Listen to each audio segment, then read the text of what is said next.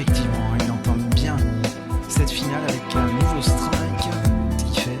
Et regardez, il joue à deux mains, on va dire classique. And now he runs into a six-pin. Prestigious event. Holmquist really puts together a heck of a pro-am. He's have another ball to go to if this one stops working. Straight here is help for that. That's good. Oh no. Takes it Dead though.